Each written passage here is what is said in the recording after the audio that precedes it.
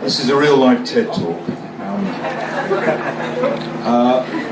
This week, some of you may know, is National Custom and Self-Build Week, so I've got the rebranding there. And we've been trying to beat the drum to try and encourage more people to look into it and try it. And as Sam was saying, earlier this week we had Nick Bowles, the Planning Minister, launching a thing called Right to Build. Now the Tories see this as being one of their big manifesto pledges in the election. Whether they vote for them or not is another thing, obviously, but they are keen, as is the Labour Party and the Lib Dems, to make it a lot easier for people to build their own homes. And you will have a right to a building plot, effectively. They won't make it especially cheap, I don't think. They won't give them subsidised building plots, but they're going out of the way to make it a lot easier for people to build. A few stats to blind you with.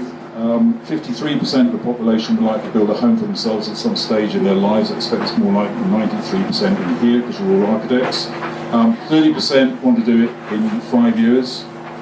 14% are researching how to do it, how much they can get in the way of a mortgage, what building plots cost, which build system they want to use. That's 7 million people in Britain. This is why the politicians are interested in it. These votes, guys, is a big connection here. And there's, of that 7 million, 1 million want to do it in the next 12 months. Now that sounds great, but the reality at the moment is that 99% of them won't achieve it, because we build about 10,000 homes a year this way in the UK at the moment. So the other 990,000 get pretty pissed off because they can't make their projects happen. The big hurdle is land. You cannot find a building plot for love and money. It's hard enough out in rural areas, but in cities and urban areas it's nearly impossible. So what can you do about it? Well, pick it up on Sam and Christine's presentation. Go to Berlin.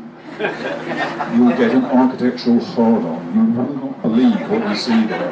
In nearly every street there are blocks of apartments that look fantastic with really happy people living in them. They built 5,000 homes there in the last 5 years this way. 300 different groups of people have got together to deliver the homes. They're built, they're not drawings that architects do that never get built. These are stuff that is being built. Typically they work out a quarter cheaper than anything anybody else can afford any other way. It's so compelling. Go to Almere in Holland. Almere is the Milton Keynes of the Netherlands. It's a bit of a shithole in many respects, but they built 4,000 self-built homes there. And whilst the developers' housing is selling really slowly, there's people queuing for 3 days to buy the building plots to build their own homes. And picking up on other contributions, there are very few rules in Almere, so you can build pretty much anything. There may be a limit on the ridge height, but in most other respects you can get on and do just what you want. You can clad it in pretty well anything. When I used to, years ago, was a journalist on building design, and after that I edited a magazine called Planning. When I heard about Almere, I thought it was going to look like some sort of, Soweto shanty town, fall into pieces. It's absolutely fantastic. Planners have got this thing in their heads about sort of rigid street lines and uniformity, and you go there and it's incredibly diverse, and 95% of it is pretty sound and sensible, 5% of it's pretty bonkers, but add it all up, it looks amazing. So go to Almere, you can go on the ferry from somewhere in East Anglia, it's very cheap to get there, go that way, it's definitely worth going. Just a quick plug, tomorrow we launch a competition called Self-Build on a Shoestring in the City. Last year we ran a similar competition, it was for a single house. This one's for people like you to design 20 homes in an urban plot, not dissimilar to this one. It's on our NASPA website, find out all about it, it's a £5,000 prize. And Canny and others were quite involved in our Self-Build on a Shoestring competition last time round. And I think it's been great at sort of raising awareness. There we showed that you could build a house, very, very decent house for 50 grand. In fact, the winner, he built a 100 square metre house for 41 grand, nearly passive house standards. If you want to get inspired, go and look on the Self-Build portal. There's a guy in Ireland who built a house for £21,000. It is cheap to build houses You've all been conned by the big adverts in the Sunday Times property supplement where you think houses cost hundreds of thousands of pounds. You can build yourself a very simple house for 50 to 100 grand. And I'd urge more of you to do it. How is it going to happen? Picking up on some of the education questions earlier on. I think we need to sort of reinvent community architecture. Years ago, donkeys years ago, when I was a journalist on BD, there was a guy called Rod Hackney, some of you may remember him.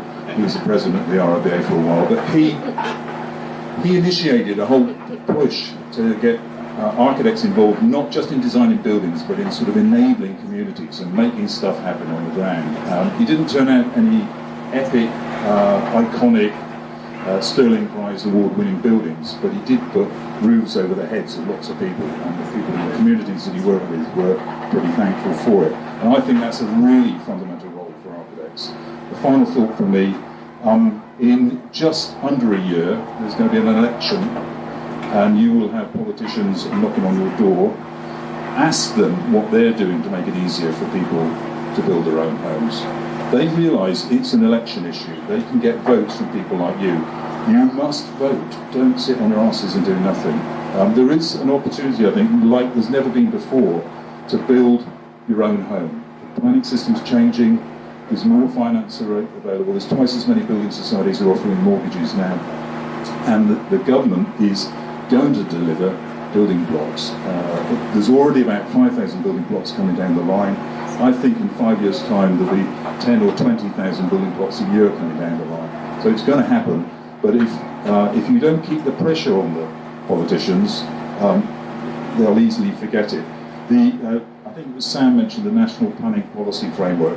This is not a terribly ripping read, but it's quite important. Paragraph 159 in there says every local authority has got a duty to measure the demand there is for people who want to build their own homes. Most planning departments have spotted this, but they have to measure the demand. And then when they see a demand, they've got to make provision for that demand, which in simple terms means if there's 500 people knocking on the door saying we want somebody to build, they have got to allocate that land for you. If there's only 2 knocking on the door, they'll ignore you. So you guys have got the power to make it happen. That's enough for me. That's great.